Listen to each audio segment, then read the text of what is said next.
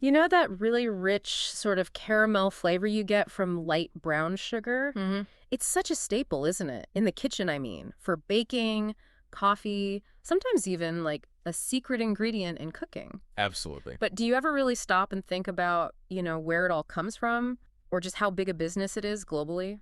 Probably not something most people dwell on when they're baking cookies. Right. Okay, let's unpack this.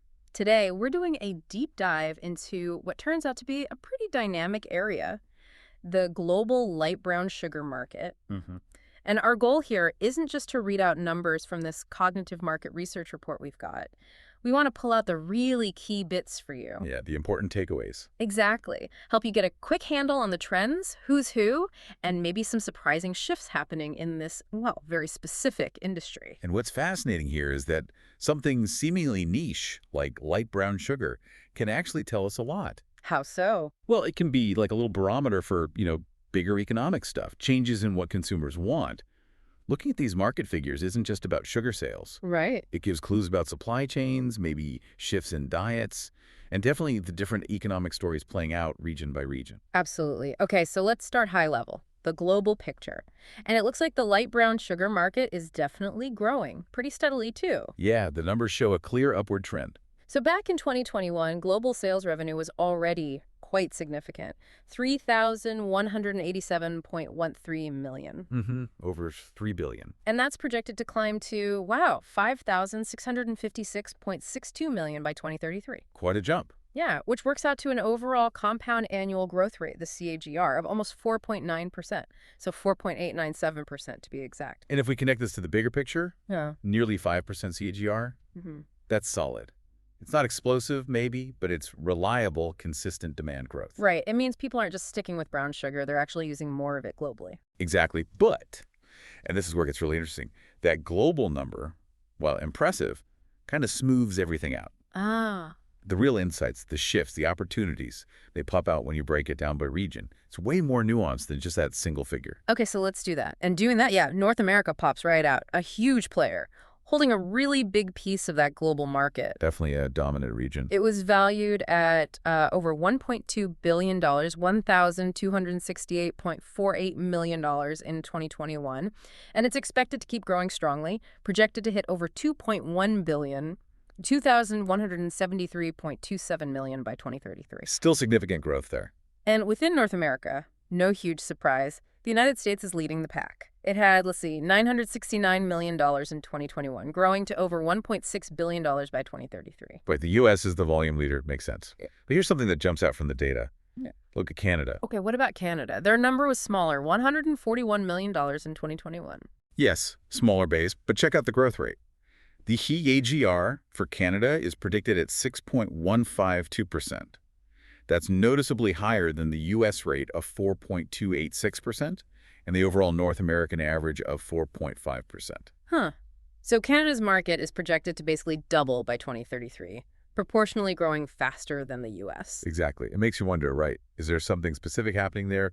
Different baking trends, maybe certain food products gaining popularity? Interesting question. And Mexico? Mexico's growing steadily, too, pretty much in line with the U.S., actually. A 4.231% CAGR, starting from about $158 million and projected to reach $266 million. Solid growth. Okay, so North America, big, led by the U.S., but with Canada showing some interesting acceleration. Now let's hop over to Europe. Right, across the Atlantic. Europe's market is also substantial. It was $917 million back in 2021, and it's projected to grow to over $1.5 billion, $1,568 million by 2033. The overall CGR there is about 4.5%. Pretty similar to North America's overall rate. Yeah, but when you look closer at the individual countries in Europe, the picture gets, well, complicated. It's really varied. It really is. The diversity within Europe is quite striking. You've got some strong performers. Like France, their 2021 number was $125 million, but their CAGR is a strong 5.575%. And Italy, too, starting smaller at $72 million, but growing at over 5%. Right, France and Italy showing really robust growth, well above that European average. Maybe, evolving food tastes or perhaps a home baking boom favoring brown sugar. Could be. But then you contrast that with others. The UK, for example, started at $100 million, but the CAGR is slower, around 3.56%. And even slower still are places like Denmark and Sweden. Denmark's CAGR is just 1.69%, Sweden's only 1.85%. Their markets are growing, but very, very slowly compared to France or Italy. Almost flatlining, relatively speaking. Kind of. But then, interestingly, this category called Rest of Europe, so countries outside the main ones listed, actually shows a really strong combined CAGR of over 6%. Wow, okay, so that suggests maybe some smaller or less saturated markets elsewhere in Europe are picking up steam? Could be. It just underlines how much things can differ across the continent. Consumer tastes, economic situations. It's not one single market. Definitely not. Okay, so Europe's a mixed bag.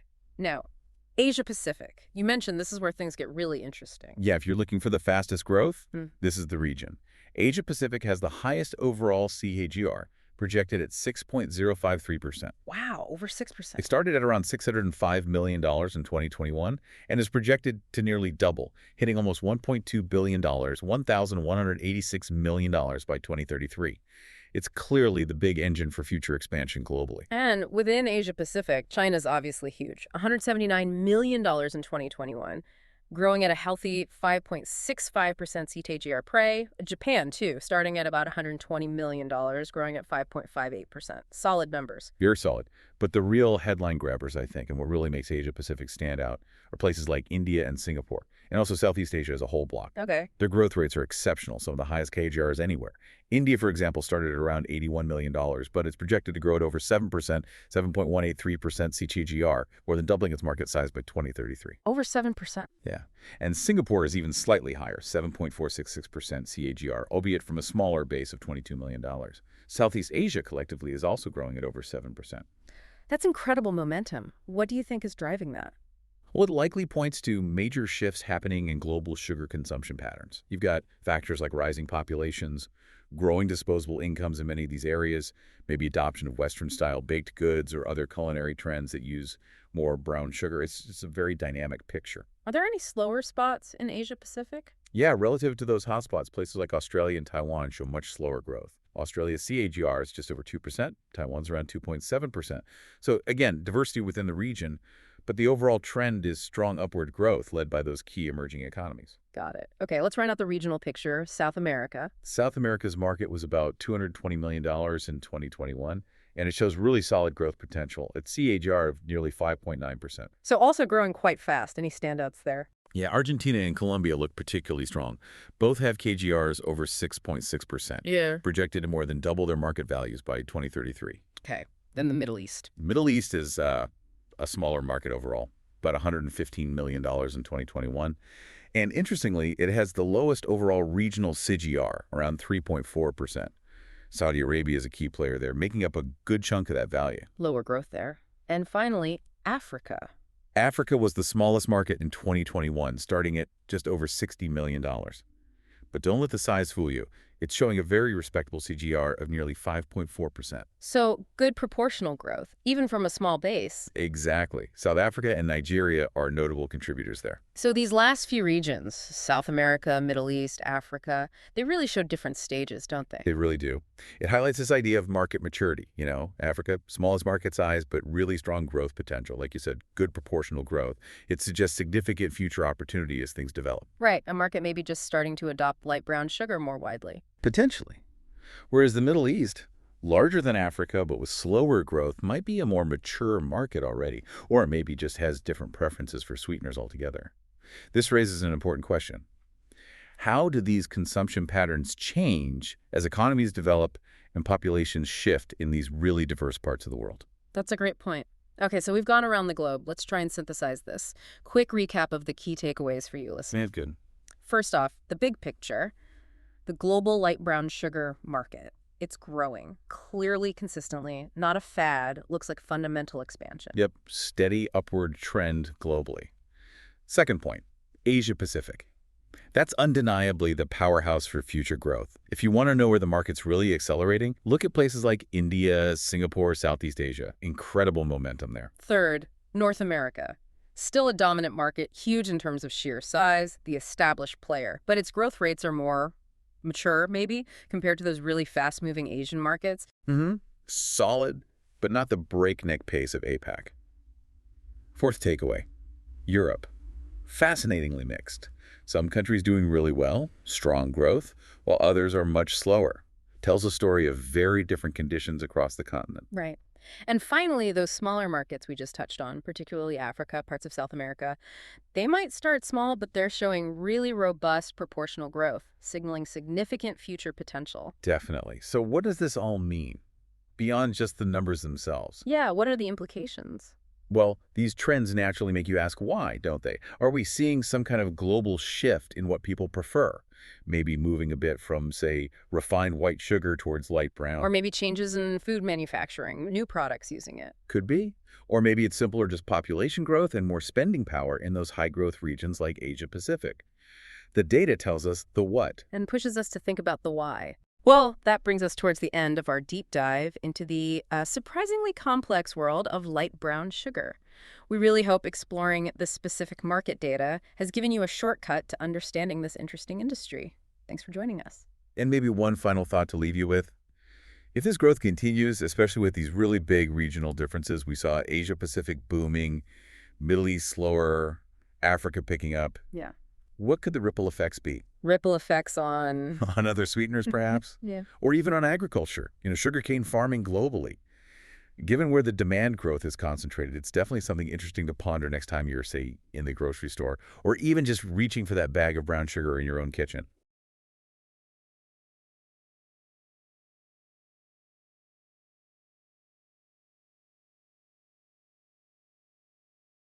Okay, let's unpack this. We often reach for staples in our pantry without, a second thought. But what if something as unassuming as light brown sugar actually holds a mirror to some really significant global shifts? Today, we're taking a deep dive into its fascinating and, well, constantly evolving market. Yeah, what's truly insightful about markets like this, I think, is how they sort of distill these larger economic and social trends. We're drawing directly from insights provided by cognitive market research here, and our mission today really is to give you a shortcut to understanding the precise forces that are driving light brown sugar's growth, and also the significant headwinds it faces, and maybe some unexpected innovations shaping its future. We're talking solid data, real trends. Right. And by the end, you'll have a quick but thorough and probably surprising grasp of a market that impacts, well, everything from your morning coffee to industrial scale baking. Like you said, this isn't just about granular sweetness. It's about shifting consumer preferences, global culinary evolution, and the intricate economics of supply and demand. So let's jump right into what's actually fueling this market.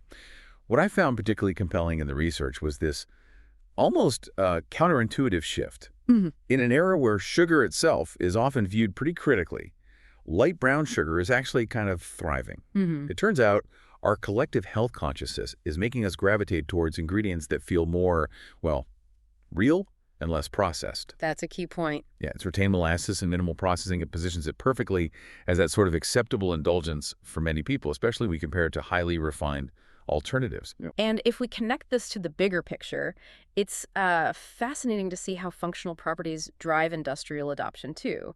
Beyond just the flavor profile, light brown sugar's unique moisture-retaining qualities are, frankly, indispensable for the booming bakery and confectionery sector. Ah, okay. So it's not just taste. No, not at all. This isn't just about a subtle taste difference. It's really about achieving that perfect texture. Think about artisanal cookies that need to stay moist longer, or gourmet pastries that demand a specific structure and mouthfeel. That moisture retention is critical. Right. Building on that point about evolving tastes, especially in Hmm. baking, it's not just the industrial bakers influencing demand, is it? No, definitely not. What we're also seeing, based on the research, is that your global palate itself, specifically the adoption of Western and fusion cooking styles in emerging markets, that's creating fresh demand for light brown sugar. That's a really interesting layer. Yeah. Think about its incredible versatility. It's popping up in everything from savory glazes and marinades to totally new dessert creations across incredibly diverse cuisines. So your global palate is actually changing the sugar market.